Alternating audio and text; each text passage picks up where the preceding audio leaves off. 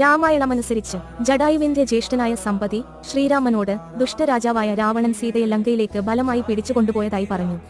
ഇത് കേട്ട ഉടനെ ശ്രീരാമൻ തന്റെ വലിയ വാനരസേനയുമായി ലങ്കയിലേക്ക് പുറപ്പെട്ടു. മാസങ്ങൾ നടന്ന ഒടുവിൽ അവർ തമിഴ്നാട്ടിലെ രാമേശ്വര ദ്വീപിൽ എത്തി.